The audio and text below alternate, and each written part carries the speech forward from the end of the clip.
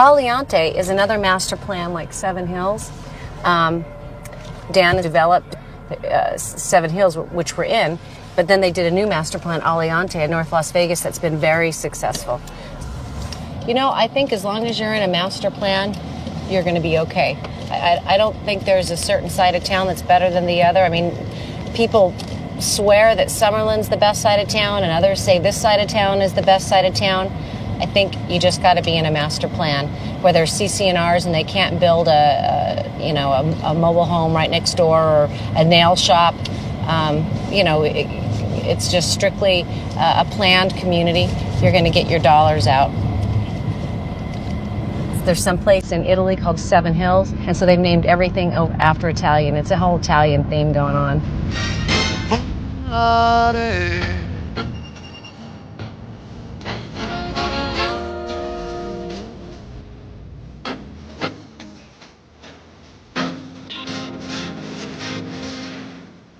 What's big in Las Vegas in the custom homes is people want home theaters. They want a wine room. They want a big kitchen, 2 dishwashers. They want an elevator. They want a laundry room up and down because the houses are getting big. So now you're having 2 laundry rooms. They want all that stuff. So the house has to get pretty darn big, and they're just maxing out the lot. I'm doing the same thing. My house is big.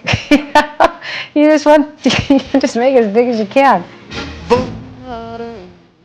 I could not have paid for the construction of that house if I hadn't got the loan to value, which means they appraised the house when it was done and loan me money as if what it would sell for. So I didn't have to come up with anything for the construction. So that's a very ingenious way to get people to continue construction on expensive homes. If that interest rate goes up by the time we move in April, I might not be able to afford the house anymore. If you look like you make money, I guess eventually you will, So. Let's fly away.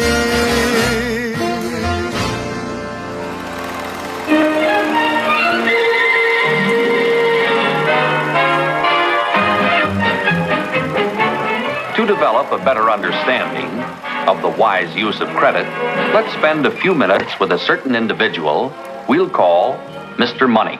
Oh, hi, Mr. Money. Hello, John. And how are you today, Judy? Just great.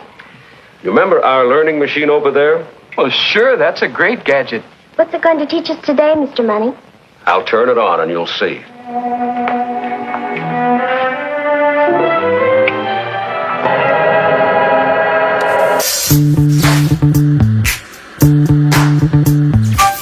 I want to talk to you right now about a fundamental threat to American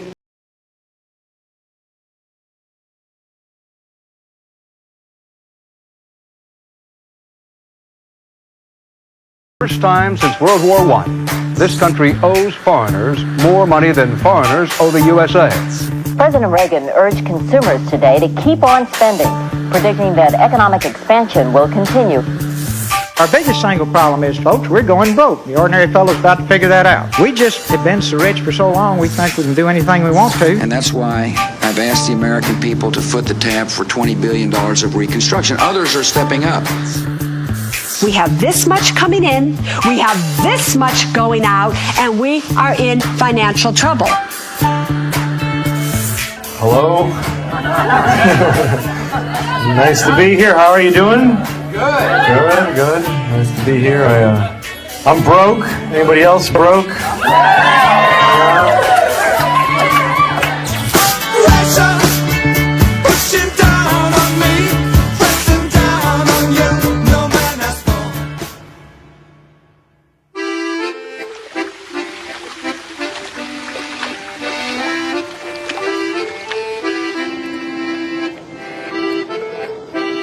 I think that there is a natural fascination that we all have in how rich and famous people live.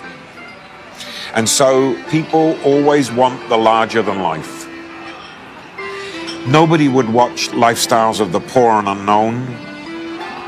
And without mocking or being rude, it's because those people still want to dream. So they want to look upwards. They don't want to look behind them. They want to escape in a fantasy that says, yes, I will be king for a day. Yes, I will be queen for a day.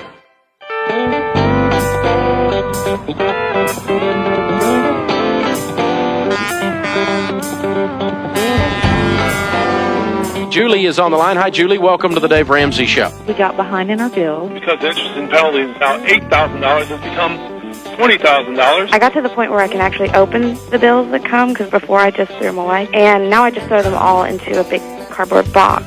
So what are you group of adults going to do about the money that you owe? Well, bankruptcy is my idea. Mm-hmm. So you think that you should just not pay these people that you owe? Well, no, I really like to. I just don't know how in the world I would do it. I do. Okay. Get a job. Don't go back to school right now. Okay. I've made it and lost it. I mean, we started with nothing, built up a portfolio of over $4 million worth of real estate. By the time I was 26, lost it all because I was stupid. And so I've done stupid with zeros on the end. I know what it looks like.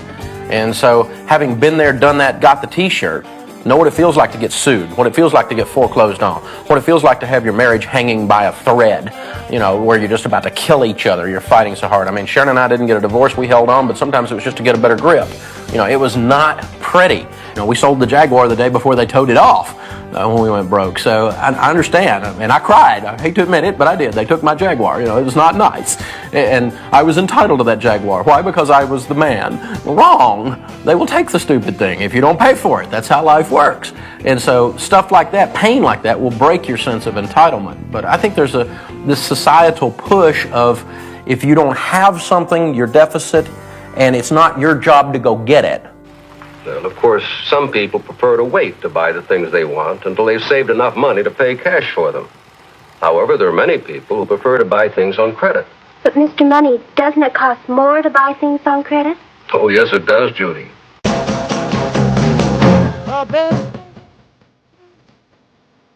The credit card companies keep flooding our mailboxes with 4 billion offers a year.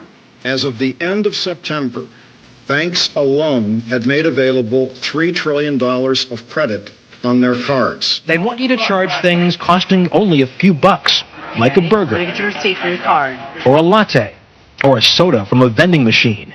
Credit card fees have gone up 160% over the last 5 years. Consumer lending is grossly profitable. I can't even find the right word to give you here. Consumer lending is obscenely profitable. We want to appeal to the broad scale, not just the upscale or not just a certain segment of the market. The average American household has more than $9,000 in credit card debt and spends more than $1,300 a year in interest payments.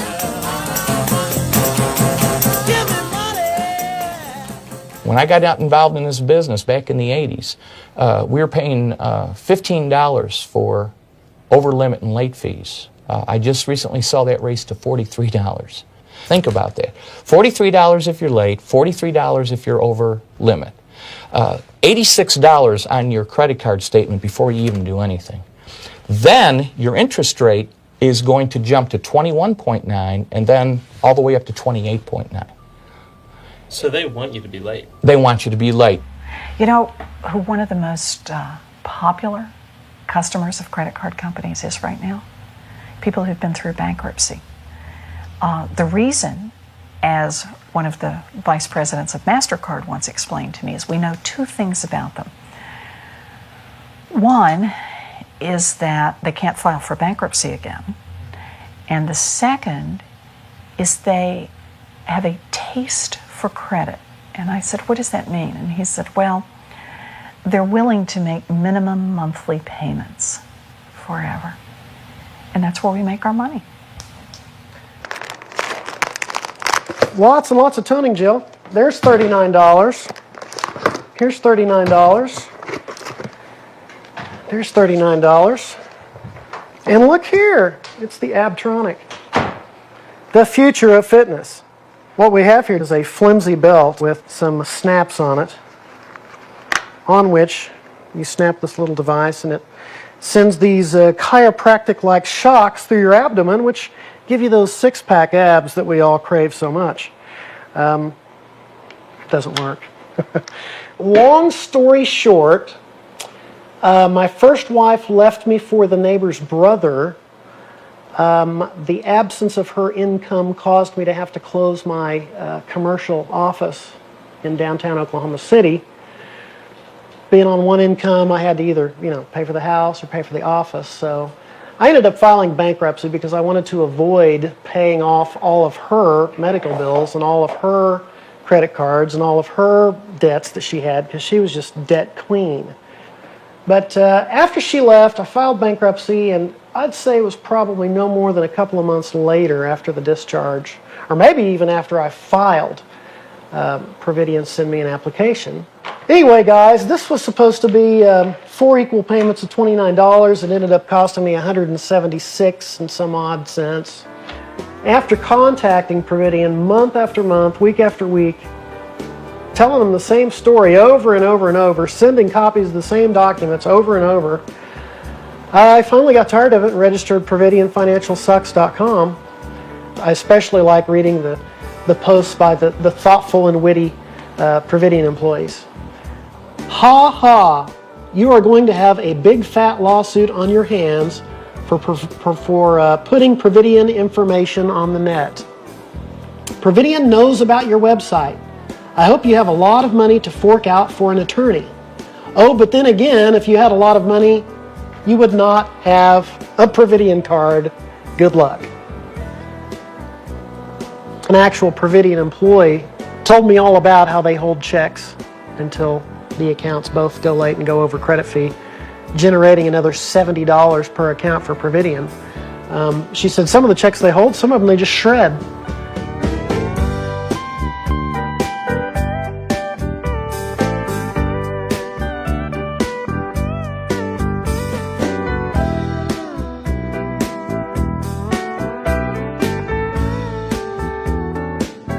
The man President Bush tapped to lead his new SWAT team on corporate crime, Deputy Attorney General Larry Thompson, now faces questions about his ties to a troubled credit card firm, the Providian Corporation.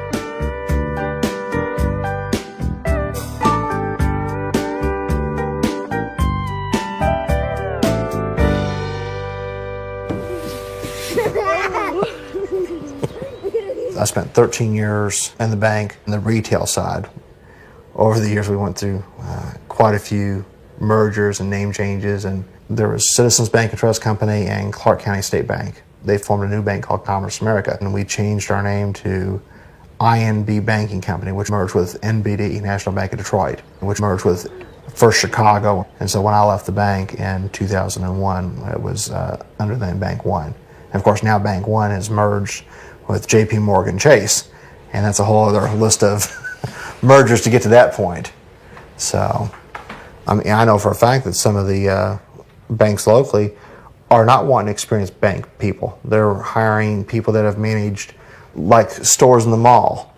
Their whole approach is that they want somebody that's retail driven, that can sell.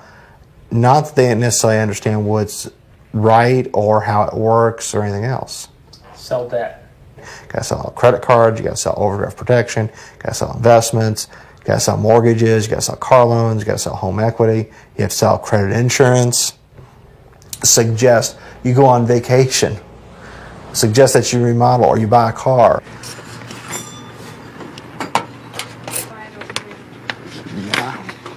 This is even better.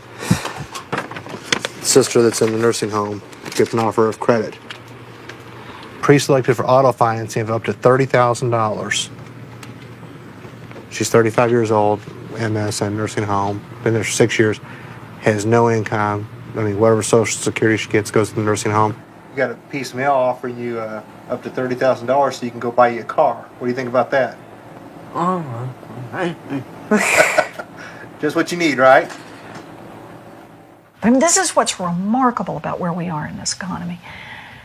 Credit card lending and subprime mortgage lending are so profitable that getting families to take on more debt will yield more money for these companies, even if the number of foreclosures and defaults keeps climbing. And there's a reason for all of this. Now, federal law allows that if you or I stop paying on our credit card, that the creditor is mandated by federal law to charge it off if we don't make a payment for 180 days. During that 180 days is when all this credit hell is going on your account. From the date that you stop paying to the date that it charges off, that credit card issuer has amassed hundreds, perhaps even thousands of dollars in late, over limit, and additional credit fees. So that when the card does charge off, when they take the profit and loss, the P&L that goes on your credit report, that it's a highly inflated figure. That then even becomes a bigger figure when it moves over to the debt buyers, when they sell it and make more money on it. A lot of it's done today by bids. They'll put together a portfolio. It's $25, $50, $100 million, and then they have different grades of paper, A, B, C, or D, depending on the age and what type of accounts it is. What they're doing has been compared to the drug dealers of the 80s and the 90s, except that it's legal for now. This is the auction site itself right here. Fractional ownerships, judgments. The big one is real estate debt. If you're holding a note on a home, you can post it on here. The more debt, obviously, the more opportunity there is for delinquency, and the more opportunity then for collection. And we assume that will drive buyers and sellers to debt outlet. We're just bringing people together, almost like a dating service. But for debt. That's a good one. They're gamblers. They're going out, they're investing a few dollars in the portfolio, they're investing a few more dollars in computers and personnel, renting property. That's about it. Now they're gambling that you as a debtor can be coerced or frightened into making this investment into a huge windfall. Is it going to work? I don't know. And it's Vegas. Roll the dice and hope you're going to get something. Here's something that we just recently put up as our map of the United States. So as a new company, we've secured licensing in, I believe it's about 30 out of 50 states. So, you know, we could buy debt in any one of those states that we're licensed in. This is our collection floor. As you can see here, we have against the wall, we have 1, 2, 3, 4, 5 collectors. This is actually pretty instrumental in most agencies. It's like a scoreboard too. It goes back to that kind of sports analogy where, you know, you put it there in black and white, you have a scoreboard out there, and you can keep track of how they're doing against each other on a daily basis. That's good, huh? Okay, well, see, you don't want to have any more judgments against you. They're going to start putting liens on your house. Yes, but $25 isn't going to stop you from eating. It's going to show that you actually want to start doing something on this on a voluntary basis. It's not going to go away, Ivan. Well, the police aren't going to be able to do anything for you because I'm not doing anything illegal, Ivan. And what are you going to tell them? That you're mad at me for calling you to make you pay your bill? Yes, we actually do, Ivan. I'm trying to do this in the easiest possible way for you. You know, our company's called People First Recoveries for a reason, is that, you know, we put people first. We try to be professional with them, and we try to be, you know, stand up above, you know, just really treat them fair in what we're doing. And you know what? It's working. It's going to get people to work with us, you know. You talk to them, you're reasonable, you find out why they got behind, you know, what caused the situation. Well, and that's what's the key to me collecting. I got you on the phone. I was your best friend. I found out everything I could about you. And then, you know what? It gave me power. Information is power in this industry, and it pays off eventually. How do you know how hard to push? You know, there's a lot of things that motivate people. You can tack, you know, pride, fear, integrity, you know, what's a person's honor. You know, it shows up, you know, private call. So my dad asked, you know, who was calling and asked if it was a bill collector. And he's like, well, you're awful damn nosy to my dad. And my dad has a short temper anyway. So he's like, well, you know, I need to know what you're calling about and stuff. And he's went on to say, you know, my wife's been missing for 6 months. And the guy's like, well, you're so damn nosy, you should be able to keep track of your wife and should be able to find her. As soon as she went missing, that one of the first things that tipped us off is we started getting phone calls with that, really even the next day. It was crazy. I bet we had 20 calls. Within the first couple of days? I mean, they were just relentless. Like bloodhounds. And over the next few days, we were able to find out that there was a secret life that we didn't know about that revolved around some credit card bills. We found stacks of statements that had been hidden and stuffed in boxes. You know, a box storage. inside of a box. And we think that most of this goes back to a gambling spell she had a number of years ago. She had to know that her... Well, Dad had ordered those credit reports. Yeah. My dad, from listening, my dad listens to Dave Ramsey too. He likes listening to him on the truck as he drives out to St. Louis and stuff. And you always talk about, ordering your credit report to check for identity theft and things like that. So they had ordered the credit reports and they were due in at any time. So we figured she knew that it was all going to come out. A collector is going to look at an account. If this guy has a job, that could pay. If the person's talked to their family about help before, that could make it pay. If they don't have a lot of other debt, that could make it pay. If they're talking to you, that could make it pay. If they have their spouse doesn't numbers, know. Yeah. I can just imagine that Friday before that Monday that she disappeared, I can just imagine her getting a phone call and somebody telling her that they were going to put her in jail. Or take the house. Or that they were going to take the house. Or they were going to put it in the paper and all her friends and neighbors would know. There's no telling what was said to her.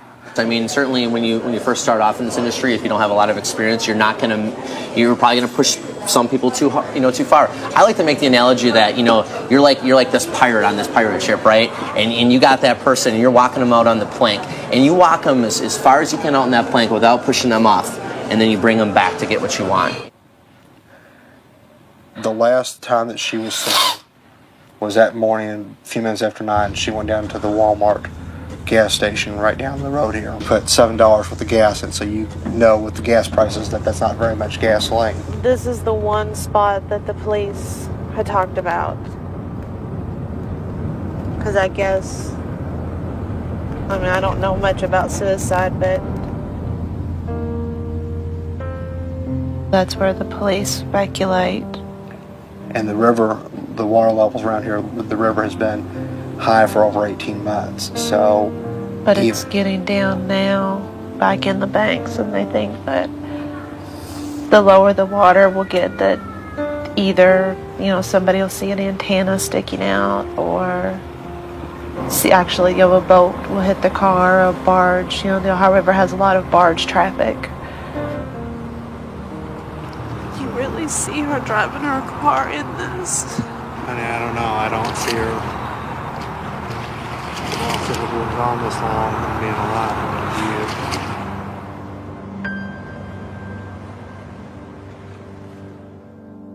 Heck yeah, it feels great. It feels a lot like when you win a wrestling match. It feels a lot like, when you win a football game. It feels a lot like when you throw a touchdown pass. It's great. More importantly, it's paying the bills now. How many people, we all like to be athletes, but how many people find something competitive that they can pay a bill with? How many people can go out and work their tail off for 30 days, and on that last day of the month, hit a goal, make an achievement, get a paycheck, pay your rent, buy a new car, buy a house, buy presents for your family? That's a big deal, and that's why this is a fun industry for collectors. Bank called me up, they're like, "Hi, we're calling because you don't have enough money." I'm like, "I know." She's like, "Sir, you have insufficient funds." Well, that's a good way to put it too. I agree with that. I find my funds to be grossly insufficient. Thanks for calling. Why are you mad at me? I don't understand what. How is this something I'm doing to you? She's like, "Sir, you only have $20. That's not enough. You can't only have $20. I'm like, "Look, I'm not being broke just to fuck with you. I just really don't have any money. I'm not trying to be a dick. My life is shitty." So they charged me. They charged me $15. That's how much it costs to only have $20. Where can the self-respecting employed family of today turn for aid? Not to nature, as did the pioneer of 1833. It must turn somewhere. What is the answer?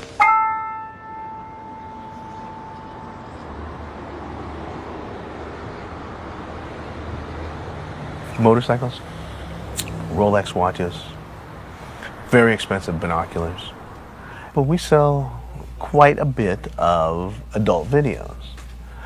We have some people come in here and they look like for 20 minutes. I go, "What are you looking for, a different plot?" We try not to take any watch that's not gold. Cheap watch, cheap watch, cheap watch, cheap watch. I don't want to be misleading. $200, $300, $400 at Costco.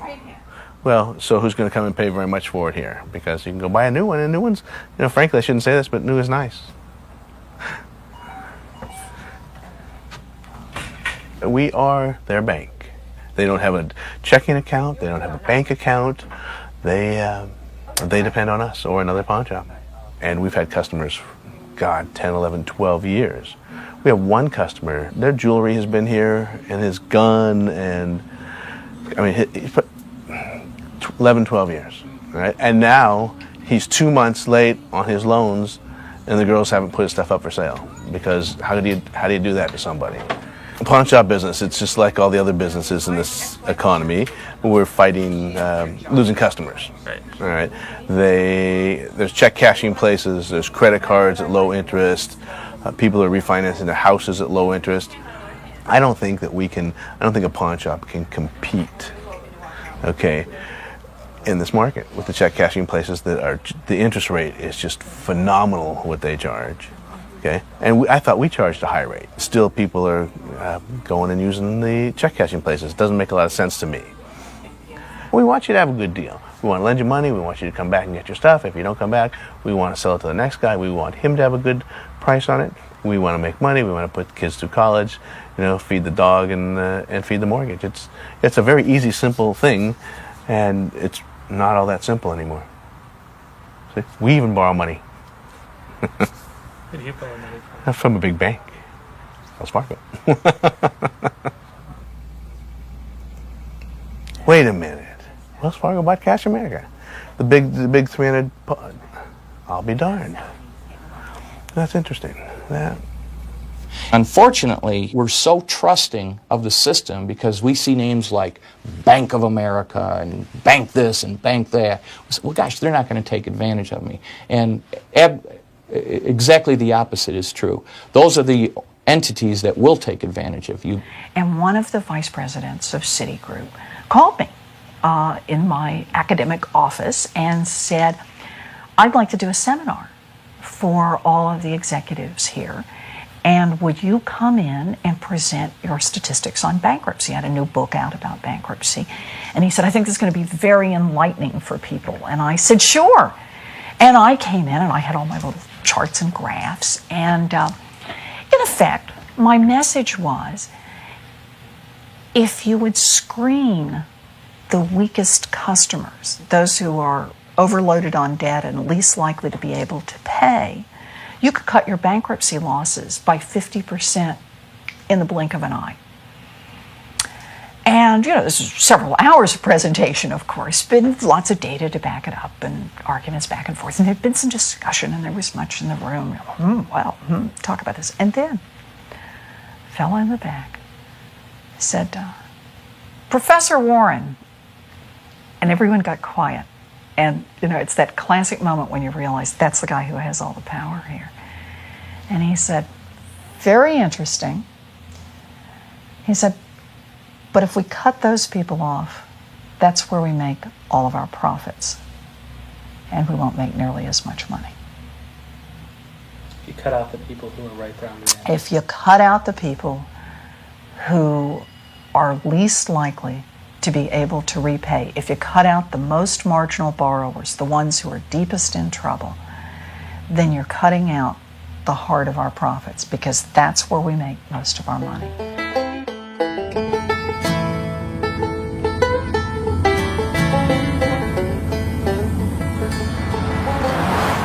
I started out just, sort of a garden variety police reporter, working for a daily newspaper in Virginia.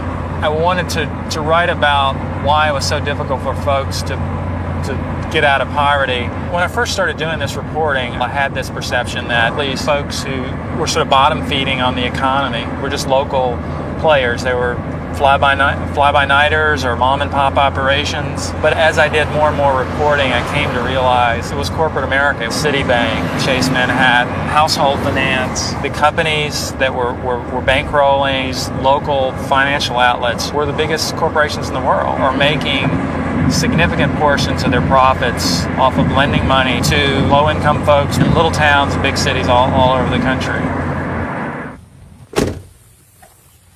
Hi, John.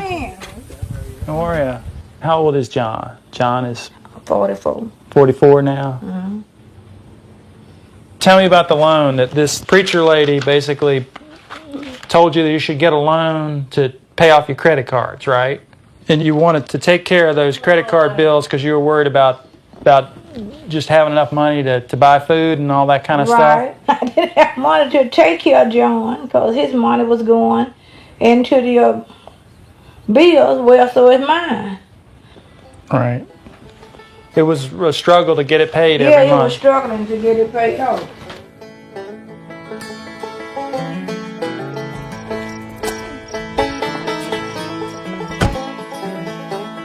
We got into some financial bind, and so this is what's causing us to go to the, city financial. Let me tell you how I got in with that. That was a meat company. So you just wanted to get some meat to put in the freezer. My father had passed away. I took my father off the mortgage, and then we refinanced so I could put myself on it. Hopefully, it'll bring down the monthly payments. And they sit down, and if they do read the papers, they may see there's something questionable here. There's some charges and fees I didn't expect. They said at the last minute we had to rework some numbers. She just told me it's going to be lower than what I was paying then. And it went up instead of going down. But I was trusting the minister because she was telling me that was the best way out. At this point, they're so desperate that they've got, the money tomorrow. They're supposed to pay somebody off the next day, and so they just go ahead and sign. I just threw down the papers in front of my husband and just started telling him where to sign. This is going to be all right. Just put your little name right here and stuff. That's all we need, your little signature right here. She showed him where to sign it. He copied So he wrote his name and put it on where he told him to put it.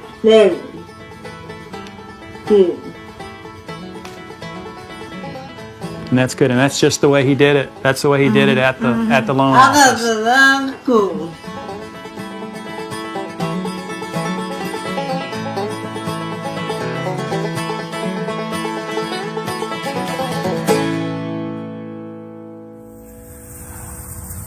After slavery, we went to the sharecropping system, and it was really it was a debt system, a sort of debt slavery where people got caught owing money to the bank or owing money to the landowner, and could never really get out of debt. And that's kind of where we are now.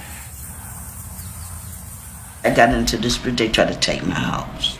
Then the sheriff brought me a paper saying you got to move. Your house has been sold foreclosed. Mother's Day, my mom sat on the porch, and a lady came up with her husband to the door. My mom said, may I help you? And she said, well, your house is in the paper for foreclosure. Which they did. They put it in the paper, and that was so embarrassed. They just raped us. Some people from City Finance called me, and he kept threatening me about the bill. What would they say to you on the phone? They were wanting to know when I was going to do something about my loan. Then I told him, later on, I told him, what is in the lawyer? How you talk to my lawyer? And he said, well, you got to tell your lawyer. I said, well, we going to foreclose the deed. Or what? Or you won't have no house to stay. What more important, your lawyer or your house? We get thousands of complaints every year about credit card issues relating to the major banks, the major card issuers. If we had a basis for concluding that a bank was involved in a practice that was unfair or deceptive, if it violated any of the other many consumer protection standards that apply to them, we can tell them to stop it immediately. Out of the slime and darkness it comes to inflict its life-destroying poison on the careless, the unwary, the unprotected. Today, young people are flirting with a poison every bit as deadly as that of the snake. One of the potentials for traffic is the school. Here, the connection can be found with these peddlers of misery who prey on the unwary, the uninformed, the curious, the thrill seekers. How does it happen? Where does it start? What are the signs? The pattern is generally the same. Free gift, I'm Citibank card. You want to fill out a visa application? You get a free t-shirt. Just for filling it out? Just for filling it out. It's the first time you're on your own, the first time you're allowed to, sign forms. Everyone's 18 or older and stuff, so they can speak for themselves. And especially when you get like a, cool little backpack or a Frisbee for free or something just for signing a form, And basically you don't realize that you're getting yourself into, even if you don't get a credit card, you're putting your name on multiple lists of companies that will just target you later down the road, and it's never ending. So does the university get a cut of the money? You know, I would think they have to pay them something to use their logo. To use the logo?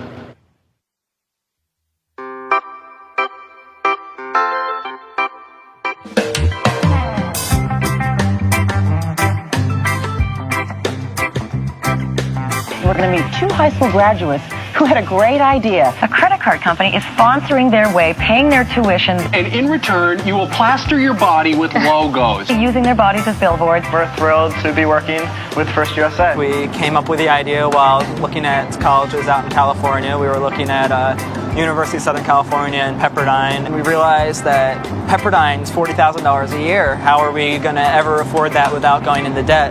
And so we got the idea of trying to get a sponsor because we figured, we weren't going to be able to raise that much money.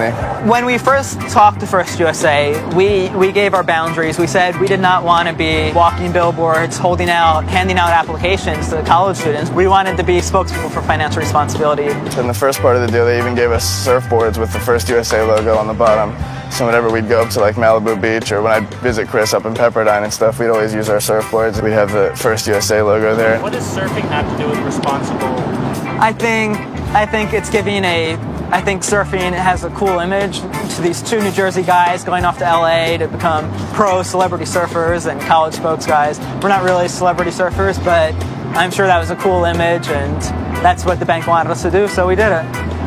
I guess how Bill Cosby is to Jell-O, and that'd be us to credit cards, but it kind of didn't really, it didn't really work out. We wanted to delve deeper into the financial responsibility aspects, but I think First USA was just a little bit more interested in getting the credit card signups. These young men and women preparing themselves for a successful and happy life.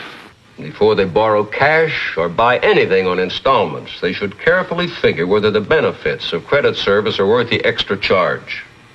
Well, there's sure a lot of things that I'd like to buy for better living. How about giving me a little credit?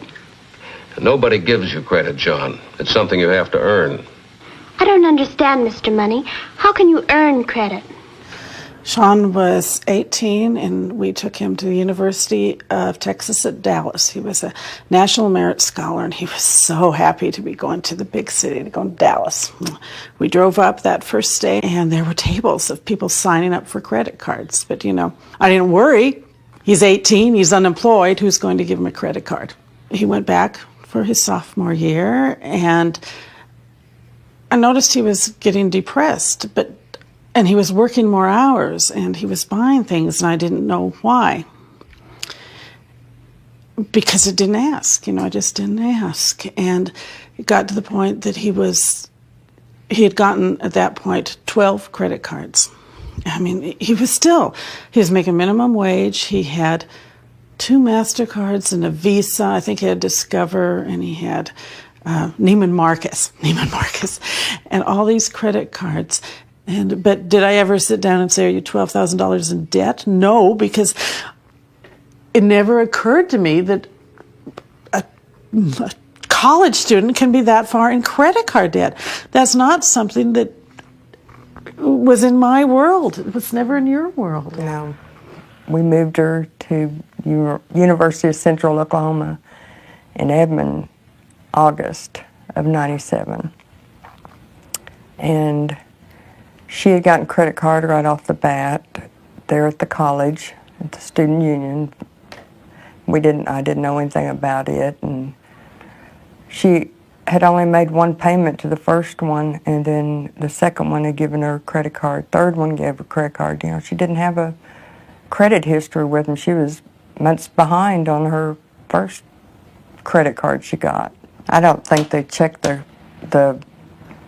what the people write down as far as where you work, how long you've worked, or whatever, because Mitzi had a part-time job, 12 hours a week, and got 3 credit cards. Now, I know in '72, when her dad and I got married, we both worked 40-hour week jobs, applied for a credit card and couldn't get one.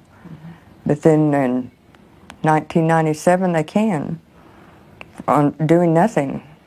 Can you explain how banks determine the creditworthiness of an 18-year-old college student, which is apparently one of their key targets? The credit card issuers use a variety of models to try to model the risk of certain populations that they will offer cards to. And they can look at their experience with individuals that attend particular types of schools, what the credit performance experience has been. If you are 18 and you're not in college, or you're 18 and you're a VOTEC student, or you're 18 and you're working, you don't get the credit card applications. It's the college students that get it. So if you're going out there and you've got a job and you're actually working, they don't want you. Because maybe they figure you know the value of $1 then, but those people don't get it. So we're setting up a two-tiered system here. And they're just, I believe they're exploiting the college students. An easy market. When we went to the Capitol with the senator to pass this bill, we were up against 8-10 bankers, lobbying for this bill not to pass. Sitting there, just two moms, and in front of us were the bankers talking about, well, I'm going to contribute, I believe it was $1,500 to your campaign, and somebody else, and we're just two moms sitting there, and they were big contributors, and that bill didn't have a chance. Nobody wanted to listen to us. They wanted to listen to the money. To earn credit, first you have to develop your character. You have to be trustworthy. Second, you have to have capacity to pay your bills. And third, you need some capital in the form of savings and other property. Scoring high on these 3 C's is essential to earn a good credit rating. Gee, I bet my dad scores high on the 3 C's. Oh, that's right, Judy. Your father has an excellent credit rating. Here's his record at the Credit Bureau. Why, it goes way back before I was born. People would really be shocked if they knew that as they went through their day, purchasing things, using their credit card, signing a check, putting their name on some piece of paper, and ultimately that information is being scooped up behind them. Here comes the Credit Bureau with a little dust tray and a broom, and they're scooping up information behind them that is then used to derive the numerical assessment. You hear me say it over and over and over again, that one of the most important parts of your entire financial foundation is your FICO score. Your FICO score determines the interest rates that you pay on car loans, credit cards, mortgages, whether you get a cell phone, whether a landlord will rent to you, many times if an employer will hire you. It has to do with everything. They portray it as being like the Coca-Cola formula, that each of their algorithms are akin to the Coca-Cola formula. But in reality, they want to keep it secretive because they don't want to be attacked on the basis of discrimination or to be shown that there is some defective logic behind it. Well, it's a continuous fight to get at the inner workings of the credit scoring process. Well, the problem is that I won't say most, but a good chunk of the public has at least one error or inaccuracy on their credit bureau that can adversely affect them. And the cards are stacked against you to get that fixed. Even if you absolutely know as the officer there at the bank that this stuff is not this person's, there's another John Smith, and you know that this is, because you've documented for you've dealt with that client for the last 20 years, you still are beating your head against the wall. I'll see, we bought this place, would be like 32 years ago. We used to be the only people out here. This is our chicken coops over here. My husband, Harold, he raises hogs, and he does farm. We got some fields back there. I got sick back in '92, and so my brother donated a kidney to me. And so him and I were close anyway. Now I guess you'd say we're closer. But so I was helping him try to get a vehicle. We were trying to make a deal for a pickup, and we got into the office, one of the offices, and they started doing a credit check or something to do the final paperwork or something like that, and it Gentleman come back and said that Doris was deceased and there was going to be a problem. What I've found out, my loan that I had taken out from my daughter that is deceased, it was supposed to be put on there as transferred and forgiven by the government, and someone put in there as that I was deceased. So yeah, I was just a real big typographical error. He could have gave her the benefit of the doubt and he could have said, well, my God, there's a mistake in the computer end of it. Not look at her and say, I'm going to call the cops because obviously you must be the criminal. There was a salesman on the floor that personally knew her. I mean, if he had done 2 minutes of checking of his own people or his own computer, he would have found out who she was and that she was the, in fact, Doris Goldman. He read that little screen and it said, well, you must be a criminal. Well, that's what really hurts right there. From then on has been just, you know, trying to clear my name that I was not deceased. They're not interested in fixing inaccuracies. If they had, they would have done something about it a long time ago. They know what the problems are. They're just not going to fix them. Too expensive. No, it's not too expensive to fix it. It's contrary to what their objectives are. Their objective is to simply to satisfy the furnisher of information, the user, the industry. The first day that you work the account, you usually pull the person's credit bureau report. So we have a direct link on with our software on the computer system. It's almost all like private investigation work, you know, but it's sites that you have access to, and you go in there and, you know, you're just hunting. So this is an online program. Basically what you can do on this is type in their social security number. It's going to give me every previous address that he's been at, back up to 20 years, possible neighbors. It's not illegal for us to call your neighbors and try to get a message to you. You can have a neighbor try to get you to call back, and you know, how embarrassing is that to somebody if, you know, they have to get a message through a neighbor. I find it more effective if you actually reach a relative of theirs, because obviously that's a little more embarrassing. A few years ago, a close friend of mine who's an in-house counsel to a sheriff here in a Louisiana parish called me and he says, David, he says, Equifax has come here to the sheriff's office and they want to give us a terminal, but we don't really need one. He says, can we just hook them up? They said we can hook them up on everybody's desk. And I said, well, what legitimate business need do you have for a credit reporting terminal there at the sheriff's office? Well, I don't know. They said we could pull it on suspects and people, you know, we can pull a credit report on anybody we want. And I said, no, that's not true. And I said, well, what did they ask from you reciprocally? Well, they want us to provide information to them. About what? About everything we do. Everything from tax deeds to tax liens to criminal matter. They just want us to report a lot of information back to them. And they're using that information, manipulating the data, repackaging it and reselling it and sharing it and spreading it around because consumers, they think they have privacy.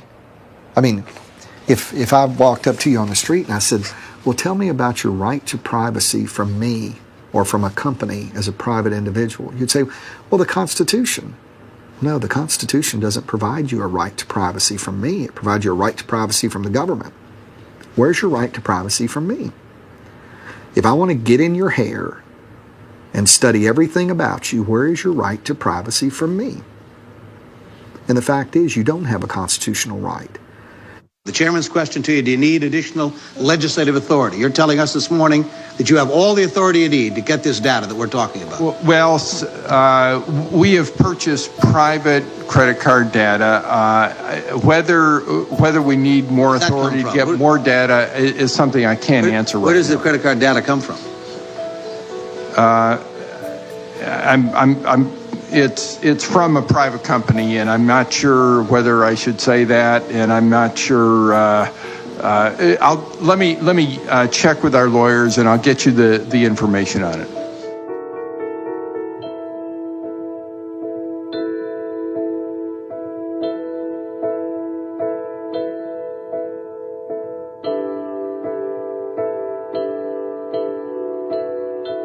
I never thought I'd have to even go down for one deposition like we did in June, or I did. Bud's been with me on both my depositions. My God, they had seven different lawyers sitting on the opposite side of the table. You think, and some of them came from across the country. It was being videotaped. It was being audio tape and court reporter. I mean, that's a little intimidating too and stuff. The second time in July when I went down, I did break down twice and cried. You know, 8 hours of hearing about your deceased daughter. That's a lot. You know, you have to explain. Is she really dead?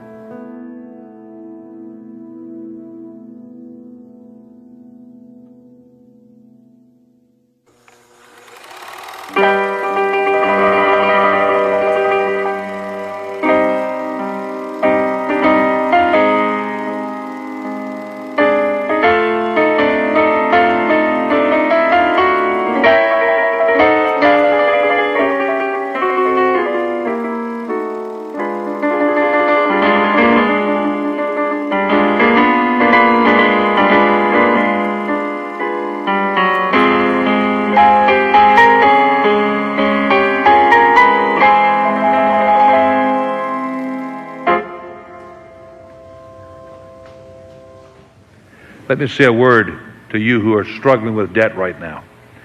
A bad attitude about money got you in debt. Whenever I'm counseling a couple who's having financial difficulties, I'll say, give me your budget now. What's your income? How much you're spending? Where are you putting it? And if I don't see tithes and offerings at the top, I'll say, there's your problem right there. You're robbing from God. Oh, we can't afford right now, Pastor.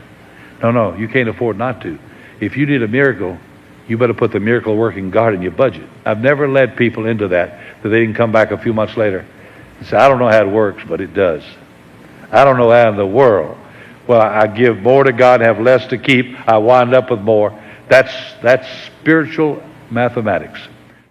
Many people we have a really nice rapport with, and we ask them, what's happening? Well, I'm not working, and I got laid off. My father died, I didn't have enough money for the burial. There's so many reasons. A lot of people come in here, I need this operation, I had that operation, my mother's sick. So a lot of people without health insurance come in here. And a lot of people without car insurance come in here too. They need that money for that transmission or that engine or that whatever. But basically it's food, rent, and a bit of entertainment. Just survival. They're having a hell of a time. The United States government has been collecting data for more than a century on how families spend their money. So I got someone to do all the statistics for me who was in the government, who was very cooperative, and we matched mom, dad, and 2 kids in the early 1970s with mom, dad, and 2 kids today. Median earner. Today's family actually has less money to cover food, clothing, insurance, games, toys, entertainment, everything you want to cover. The real point is the basics are driving families right to the edge. What it costs to have a house, to have health insurance, to have child care, to have 2 cars so that you can both get to work. And I run into some very smart people in our Congress, and I ask the question, so what's the long-term plan here? What happens when the bills come due? What do the grand thinkers have in mind here? And all I ever get is this sort of blank half smile.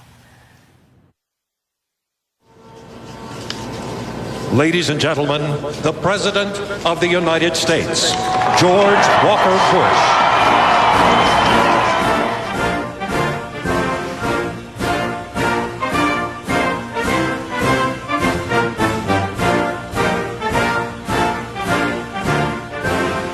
In America's ideal of freedom, citizens find the dignity and security of economic independence. Instead of laboring on the edge of subsistence, we will build an ownership society to give every American a stake in the promise and future of our country. Well, I've been working at Lookout Mountain Police Department for quite a few years, and then I decided to join the military and be an MP because I figured that would help my career, and of course, after September 11th, that's all my career was the military. And right before I got deployed overseas, I got married, and we had a kid. We knew it was going to be a boy. Yeah, we found out before I went overseas. I wanted to know in case anything happened. I was on continuous orders for 23 months. You know, that's not normal for a guard unit. Usually it's only 6 months at a time. So, yeah, we were prepared for 6 months, but not 23 straight months. My job didn't help me out or anything like that, you know, like a lot of law enforcement agencies do. They make up the difference in the pay, you know, to help out their officers, but they didn't really do anything for that. When you've got 3 different people you're having to support and then trying to pay bills and pay off credit cards at the same time, it's very hard. He was over in Iraq, and I called him and told him, we can't make a truck payment, a trailer payment, pay bills, pay the rest of the gas bills, and buy groceries. So we can't do all of that. I said, because there's just not enough money. And I just told him, I said, looks like the only way out is to file bankruptcy. You know, this is one of the reasons the credit industry wants to change the bankruptcy bill, because it is the only single way that people can stop the collection. They say, that's it. I'm in bankruptcy, you can have all of my assets, but then it has to stop. If you can get rid of those bankruptcy laws, then it never has to stop. You can keep calling those people and collecting from them until they die. In recent years, too many people have abused the bankruptcy laws. They walked away from debts even when they had the ability to repay them. This has made credit less affordable and less accessible, especially for low-income workers who already face financial obstacles.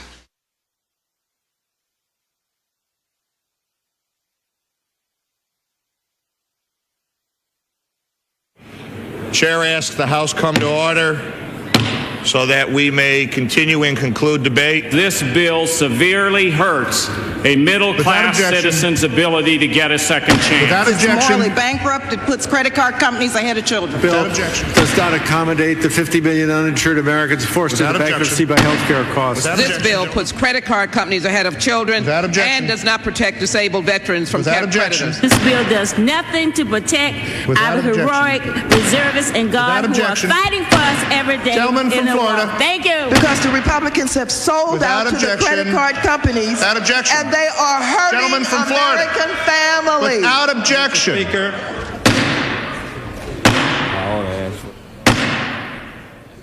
Slap in the face. Yeah, that was real hard on me. Real hard. That just kind of, I don't know, I didn't really care after that. Didn't really want to do anything. So, but I knew I had a job to do, so I did it and come home. Who were you most angry at? I don't know, I just met a lot of different things. You know. The Army for not giving us more money, and for people not willing to work with us more, and just a lot of things. He's helping so many people, I mean, millions and millions of people, giving them their freedom, and then, look, we're the ones suffering. It just doesn't seem fair. So, that was disturbing to me. So we're the ones suffering, even though he's out there, just working as hard as he can, and doing what he can, and hoping that he lives another day over there. So. For those who feel like they haven't been treated as fairly as I would certainly have wanted to treat them, or I feel I have treated them, and others as well have treated them, we feel badly about that, and hope that they'll forgive us.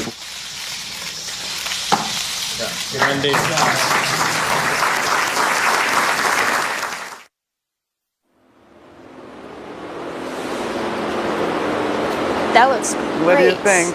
Oh my gosh. If you just take the moment to stop and go 100,000 million billion trillion, where there's another one, and it's amazing. This started when he sent New Year's cards to public officials saying, "This Happy New Year's, this is the debt." I was very struck with the effectiveness of this message, because when we were building the original debt clock in 1988, and Seymour would come to the factory to see how it was coming along. He enjoyed doing that. And the workers who were working on the sign, it hadn't been lit up yet, they all said, "Oh, hello, Mr. Durst, how big is my family's share?" And I was very struck that they really got it. And it hadn't even been plugged in yet. This is all the cash we have. There's nothing left in the vault, just those bars of gold bullion. I've told you 100 times, there are always ways of getting things done.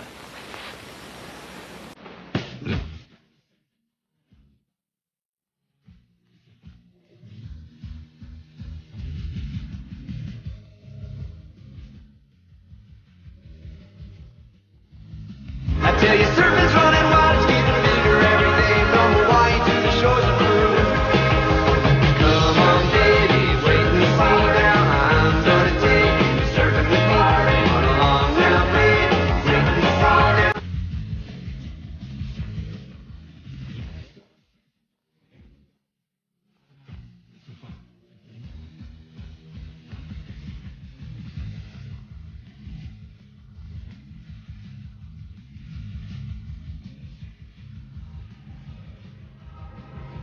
Where's the exit strategy for this? I say it as a rhetorical question. I don't know the answer. I've actually written Alan Greenspan about this. Did Greenspan write you back? No. Greenspan didn't write me back. When you begin to do the arithmetic of what the rising debt level implied by the deficits tells you, and add interest costs to that ever-rising debt at ever higher interest rates, the system becomes fiscally destabilizing. Such a high percentage of our federal budget right now goes to debt service, and it's going to increase significantly in the future. And as it increases in the future, that means that fewer and fewer financial resources will exist to take care of the necessities of life. The education of our citizenry, the housing of our citizenry, the clothing for our citizens, the water for our citizenry, etc., etc., the absolute necessities of life. There'll be far fewer dollars for that because far greater portion of the national wealth will have to go toward paying off old debts that were created a decade ago, 2 decades ago, a century ago. That now provides a new kind of a fiscal straitjacket for Congress. And that's good for the taxpayers. I mean, it's incredibly positive news.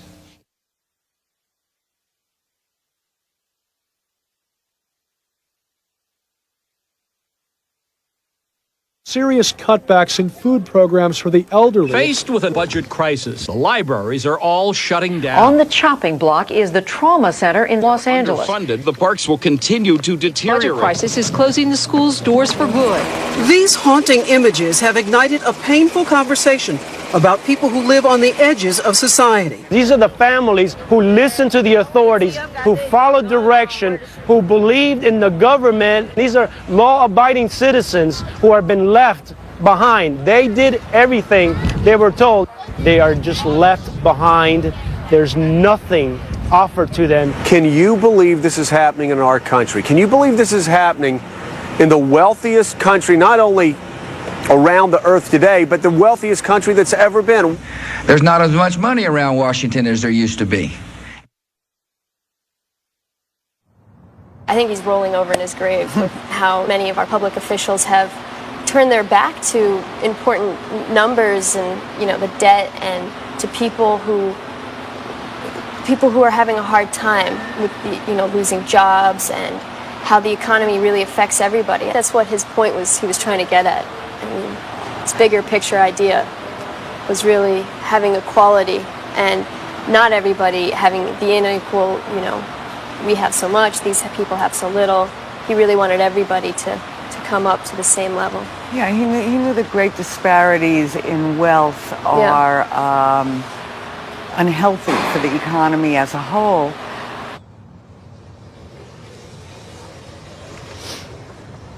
Good morning. Good. Gonna be a hot one. Oh, yes. Oh, yes. How much are your frogs? Oh, 50 cents a piece. I have a friend who has a frog fetish. Yes, my daughter, too. Oh, really? Yes, yes. I collect angels and kitties, cats. I'm into strawberries. Oh, really? Mm-hmm. That's different. My husband and I bought it new. I've been packing up because I think I'm going to lose it. Like I said, the plates went all along the walls. You can see the nail holes. So I had probably 400 or 500 plates, and I've sold them all except for what's left. And every time someone buys one from here, I go move it from another room so that it doesn't look as bare. My husband had passed away, and I was having a little trouble making the house payment. So I found that I could make, cash advance and make my house payment. So that's why the credit cards got up there, because I was making $4,000 a month house payments, which I couldn't afford. So I've got judgments against me. I've got liens on the house. I've got garnishing of my wages. So every time I check the mail, I'm looking for the foreclosure on the house. I had been a good customer, for 20 years. And it just, they just kept offering me more, and I just kept, saying, okay, if they think I can pay it back, maybe I can pay it back. But then, when you're paying 29% interest, it's killing you. Even like they say, if you make your minimum payment for $1,000, it'll take you, 30 years to pay it off? But you don't look at it that way until you get so behind that, you can't. So, if I read the fine print, they were right. I did sign my life away. So it's really rough. And, you never think you're going to be in this situation. I'm 57 years old. I'm going to lose everything.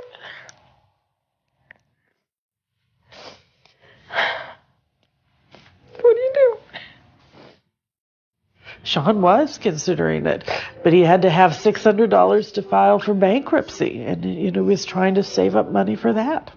And he said he didn't know how he got into credit card debt. He's a smart kid, but he didn't know how to get in and how to get out. And he told me that he felt like he was a failure. And a week later, he hung himself. She called me, and she had been laid off her part-time job, crying, wondering what she was going to do because she had bills to pay. And then that night that I had talked to her and told her we'd go over all this, I guess she had her bills all laid out on her dorm bed, and about 1 o'clock that morning they said that she had hung herself in her dorm room, and no note. This is Sean.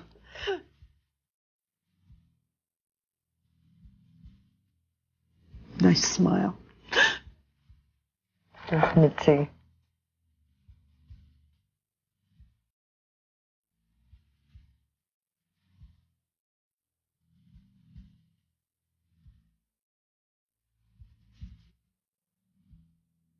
It was just a matter of interest and penalties. Interest and penalties from, I'd say, 10 to 15 up to 47,000. In about 5 years' time.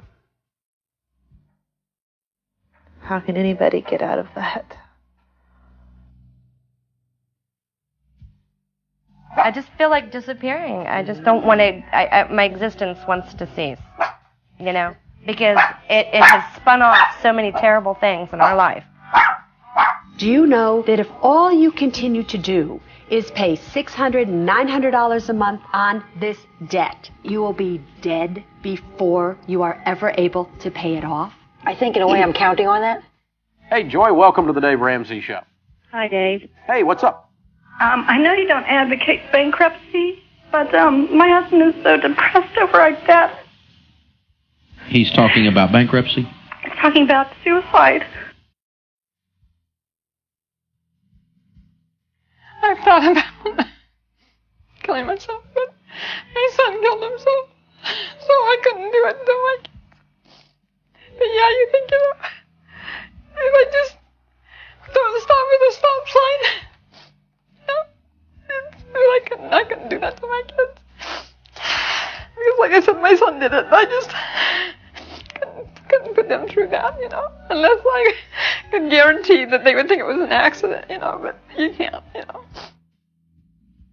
You review their procedures and policies, Yes, and we you've did. essentially agreed with them that this is prudent. They have appropriate risk evaluation techniques in place. Yes, Senator. I mean, you know, maybe their kid was sick, or maybe, you know, they were running out of gas, and we provided, or I'm sorry, our clients or the credit card companies provided them with that emergency money that got them out of that situation. Well, when it comes time to pay that, you better pay that back. You know what I mean? I mean, they helped you out of a situation. Now own up to the responsibility and do something about it. There was a bankruptcy judge down in Virginia who said to the credit card companies, how much of what you're asking for from these families is principal and how much of it is interest that has been racked up? And the credit card companies hemmed and hawed and said they couldn't calculate it and so on. He said, okay, just tell me over the 2 years, how much, if we take everything from 2 years ago as principal, how much of what you're asking for is principal and how much is interest? And the credit card companies, on average, for every dollar they were asking for in principal, they wanted $2 more in interest and fees that they said they were owed. Well, think about that. That means for the average family who can't pay, they'll keep making payments of $50, of $100, but they'll never pay those debts off. They will owe those debts until they die.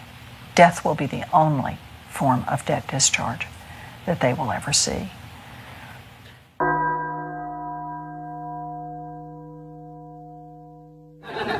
That's how different it is to be rich than it is to be poor, because when you're rich, the bank pays you for being rich. If you have a lot of money, they give you money because you have a lot of money. They say, you have so much money that we should give you some. Because you have a lot, you should have more. Here, take more money. Take this guy's 15, fuck him, you should have it. The rich are getting richer.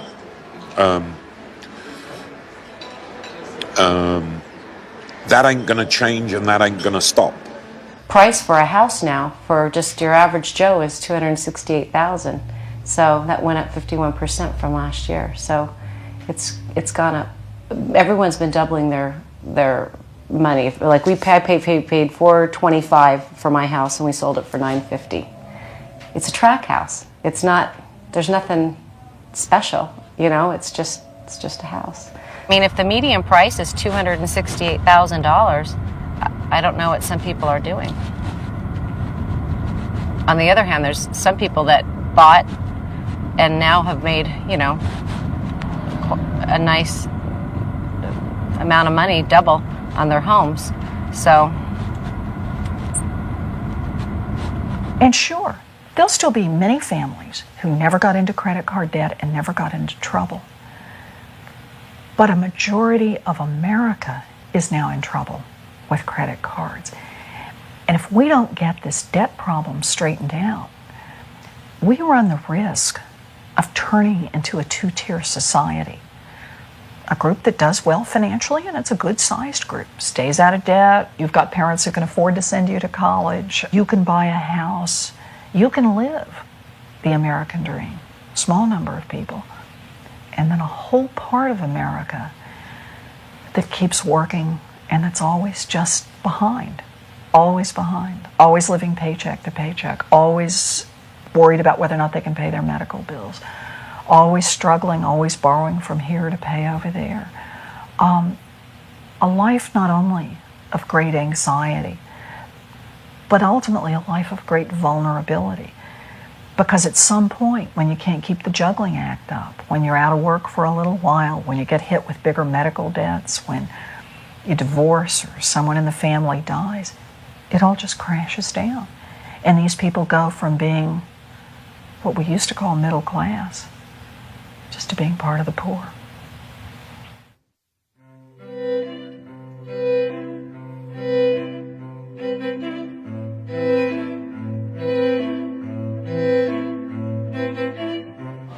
We're moving toward a vote at 12 o'clock, and so we're going to have some problems with our next panel. So we're going to limit you to, if you'll come on up, 4 minutes each to make your statement. Good morning, Chairman Shelby and members of the Senate Banking Committee. My name is Anthony Jenkins and I'm an Executive Vice President at CitiCards.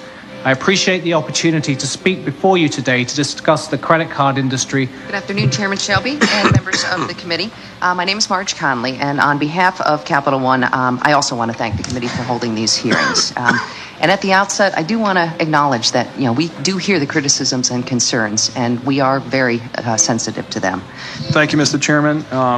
It's my pleasure here to represent MBNA today, and a pleasure to be before the committee. I think that the vast majority of lenders in the country do grant credit responsibly, and that the vast majority of the users of that industry act very responsibly. It's now been 6 years, and I will get 1 or 2 credit card applications for Sean from the same people that he owed thousands and thousands of dollars to. And you just want to scream and say, I gave you my son. What more do you want? In the highly competitive credit card marketplace, a lost customer is difficult and expensive to replace.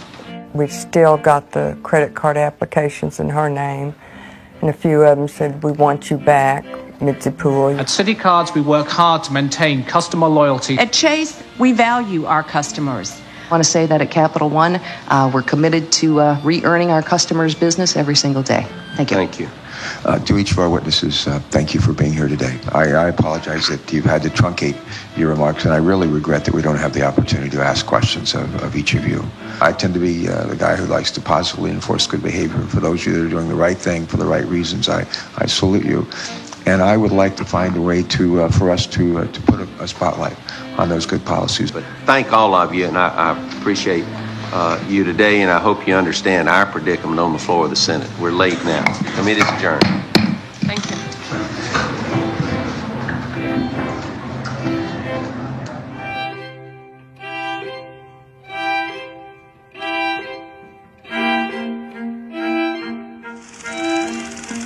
Good day, thank you. Please be seated.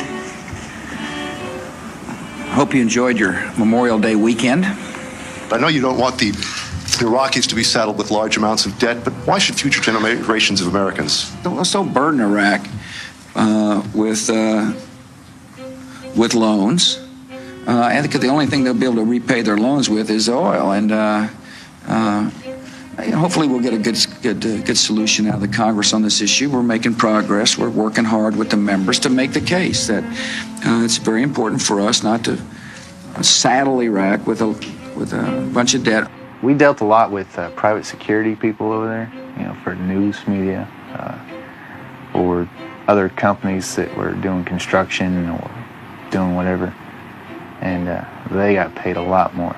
It kind of was a little unnerving at times, when you found out how much they made for what they did, and we went beyond what they did, and it seemed kind of worthless to put our lives on the line for for nothing.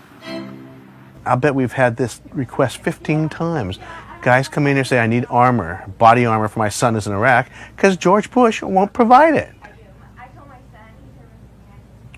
Just that one really irks me. I was somewhere about a year ago, and it was definitely a blue-collar environment. Machinists of some sort, right? And they go, we don't want to pay extra money and have more taxes for people who can't afford their health insurance and just don't make enough money. And I'm going, that's you guys. That is you. Right? And they don't get it. They just don't get it.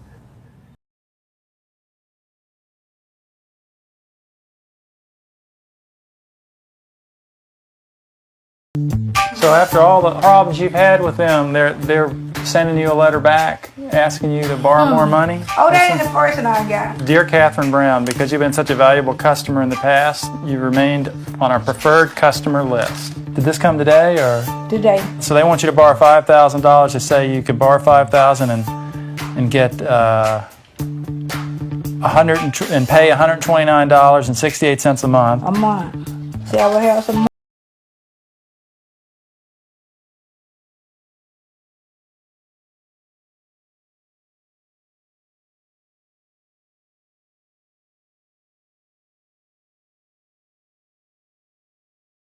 for you to get a bargain on a mattress. We're talking the $5,000 sets for around $2,000 or $3,000. We're talking.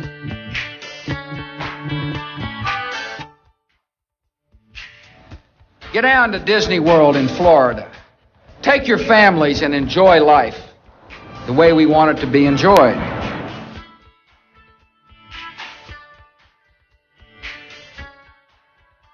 Bridget loves wearing the Abtronic. It's given her quite a physique, as you can see.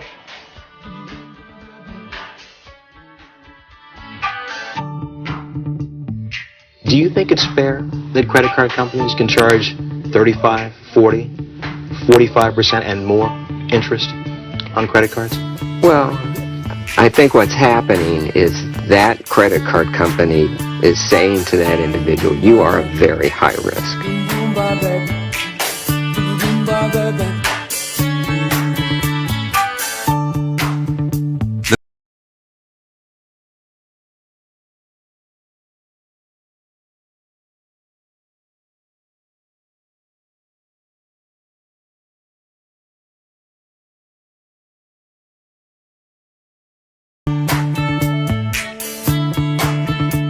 The size of our problem out there is very large.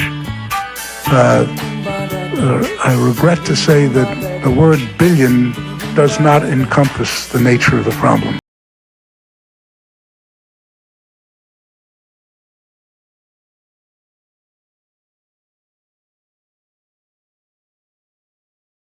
Surprising discovery in the Ohio River leads to a death investigation in Floyd County, Indiana. The investigators believe the bones in that car may belong to a Floyd County woman.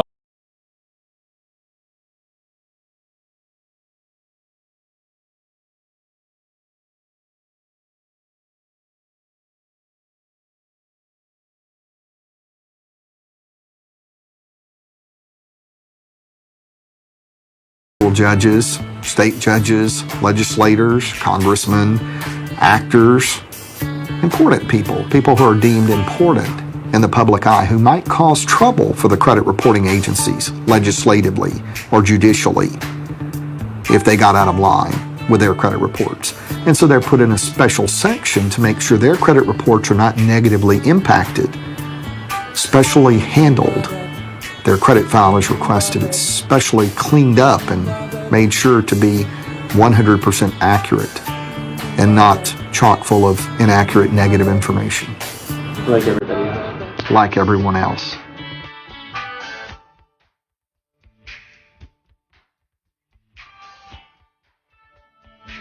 People want a gate, and even more, a gate with a guard. I had some great lots with a clicker gate. People were like, well, there's no guard. It has a great view. It's beautiful. What do you mean? They want a guard. Hey there. I'm on the guest list for Johnny Thomas.